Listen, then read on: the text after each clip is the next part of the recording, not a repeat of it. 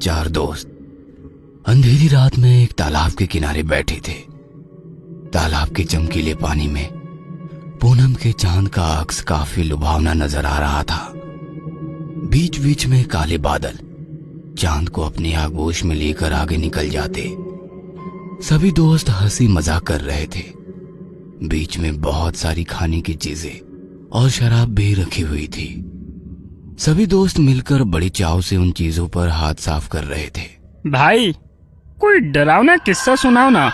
और राकेश किस्सा सुनाने लगा। रात के करीब 1 बजे थे। आधी रात का वो समय, साथ ही हल्की बूंदाबूंदी देखकर लग रहा था कि जोरों की बारिश होने वाली है। शहर की सुनसान सड़क पर एक ऑटो चलता हुआ दिखाई दे रहा था। ऑटो ड्राइवर हल्की सीटी बजाते अपने मोड में था कि तभी सड़क की एक तरफ कोई खड़ा नजर आया। ऑटो नजदीक ले जाते हुए ऑटो ड्राइवर ने पूछा, कहाँ जाना है? अगले नुक्कड़ पर।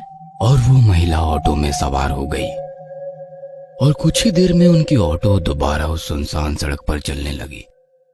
ऑटो में बैठे उस औरत का पल्लू धीरे धीरे रिक्शे से बाहर जाते हवा में लहराने लगा।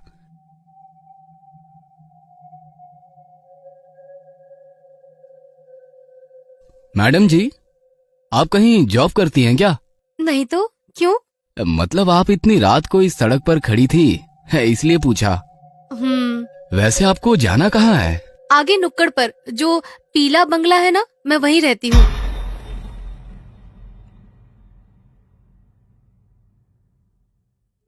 क्यों मजाक कर रही हो मैडम जी? बताइए ना, आपको कहाँ जाना है? मैं मजाक नहीं कर रही हूँ, मैं उसी बंगले में रहती हूँ, अकेली। पर उस बंगले के बारे में मैंने तो कुछ अजीब सी बातें ही सुन रखी है। अजीब सी बातें? जैसे कि? मतलब उस बंगले में कोई बुरी आत्मा रहती है जो लोगों को जान से मारती है। अल्लो, मेरा बंगला भी आ गया। ऑटो उस बंगले के गेट के बाहर आकर रुक जाती है। ऑटो वाला धीरे से अपना सर ऑटो से बाहर निकालकर बंगले की ओर देखता है। बंगला काफी अजीब डरावना लग रहा था, जैसे कोई वीरान खंडहर हो। ऑटो से नीचे उतरकर वो महिला अपनी पर्स टटोलने लगी।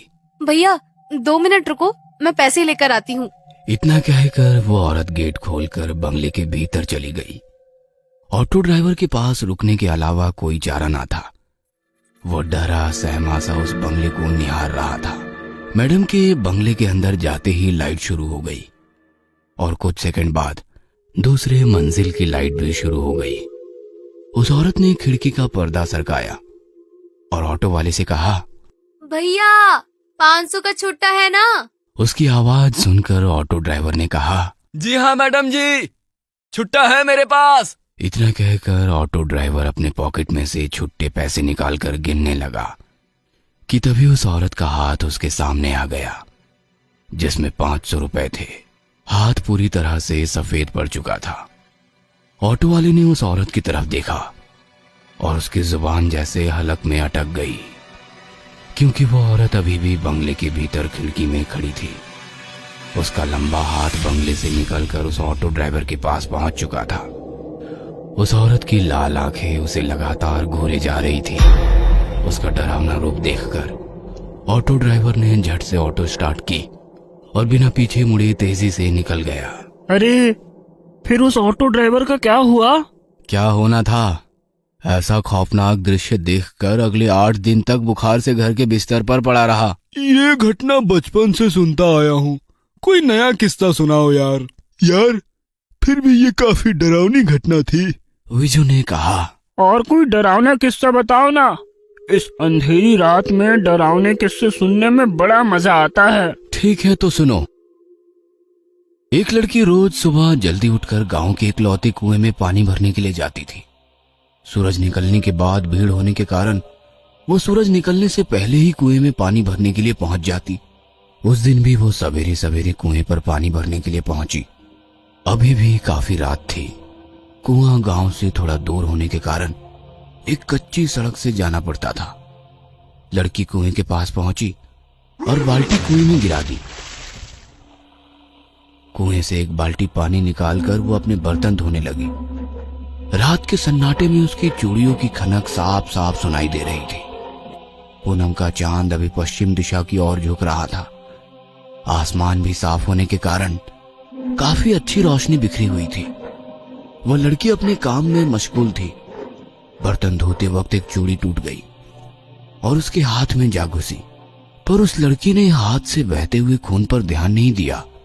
उसने बाल्टी दोबारा से कुएं में डाली और धीरे धीरे ऊपर खींचने लगी। तभी उस सुनसान गहरे सन्नाटे से उसे एक अजीब सी आवाज सुनाई दी। काफी स्वादिष्ट है। उस पल की आवाज ने उस लड़की का ध्यान अपनी तरफ आकर्षित कर लिया। वो कुछ सेकंड वैसे ही चुपचाप खड़ी रही। आवाज की दिशा समझ में नहीं आ रही थी, पर आवाज बिल्कुल साफ साफ सुनाई दे रही थी और दोबारा वही आवाज उसके कानों में गूंज उठी। काफी स्वादिष्ट है। वो चारों तरफ अपनी नजरें घुमाते हुए बाल्टी को ऊपर की ओर खींचने लगी। बाल्टी ऊपर आ गई। उसने बाल्टी उठाई, पर बाल्टी के अंदर का पानी काफी गंदा नजर आ रहा था। उसने धीरे से बाल्टी के पानी में हाथ डाला।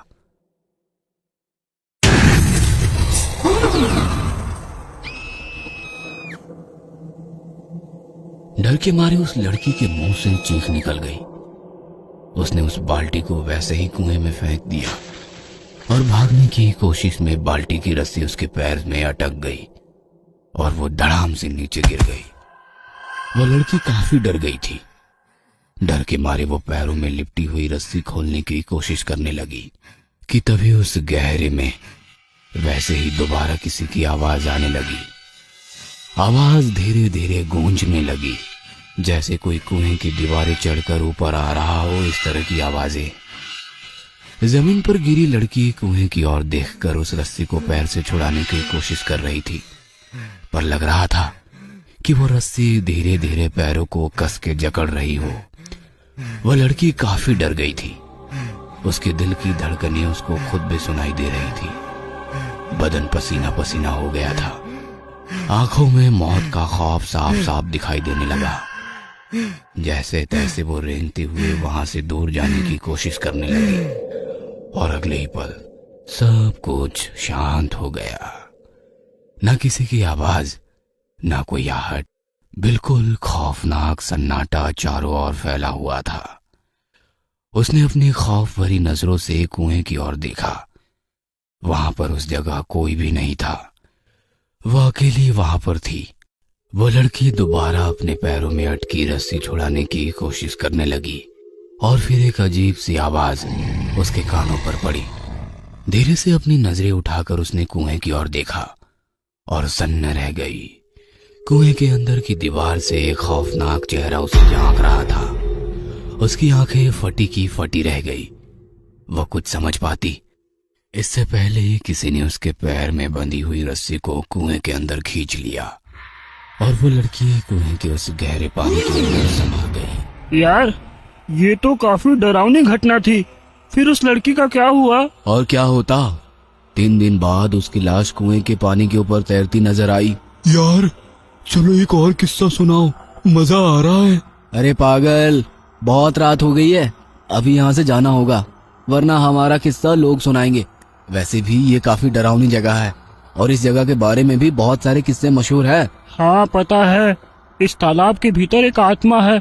जो लोग पानी में तैरने के लिए आते हैं उन्हें पानी के अंदर खींच लेती है। अबे बकवास बंद करो, ये सब मनगढ़ंत कहानियां हैं। मैं कई बार यहाँ तैरने के लिए आया हूँ, मुझे तो कभी ऐसा महसूस नहीं हुआ। ऐसा कहकर वो उठकर खड़ा हो गया और पानी से भरे तालाब की ओर देखकर चिल्लाने लगा। ए पानी वाले भूत, चल निकल बाहर, मैं तुझसे नहीं डरता। देखा, कोई भूत भूत नहीं है, खाली वहम है यार। इतना कहकर वो पीछे मुड़ा और वहीं बेहोश हो गया। अगले दिन अस्पताल के बेड पर वो बेहोशी की हालत में पड़ा था। उसके पास माँ और पिताजी गुमसुम से बैठे थे कि तभी उसे होश आ गया। पास खड़े डॉक्टर ने पूछा, अब कैसी है तबीयत? ठीक हूँ डॉक्टर साहब। वैसे हुआ क्या था? चारों की काफी गहरी दोस्ती थी। महीने में एक बार वे खाना पकाकर मस्ती करने उस तालाब के पास जाते थे। 2 महीने पहले भी वह तालाब के पास पहुंचे। हमारा राकेश उस दिन थोड़ी देर से पहुंचा, पर वहां पहुंचने के बाद देखा तो तालाब के पास उसके दोस्तों का सारा खाने का सामान बिखरा पड़ा था। उसने सबको फोन किया, पर किसी का भी फोन नहीं लग रहा था। वो परेशान होकर घर वापस आया। और उसके दोस्त? सभी की लाशें 2 दिन बाद पानी में तैरती मिली। पुलिस कहती है एक दूसरे को बचाते वक्त सभी डूब गए, पर कहते हैं कि तालाब के अंदर के पिशाच ने सबको निगल लिया। मेरा बेटा महीने में एक बार खाना बनाकर तालाब के किनारे अपने दोस्तों को मिलने जाता है। उसका मानना है कि वे सब आज भी जिंदा हैं। पता नहीं ये सब कब खत्म होगा। और नम आंखों से उसने अपने बेटे की तरफ देखा।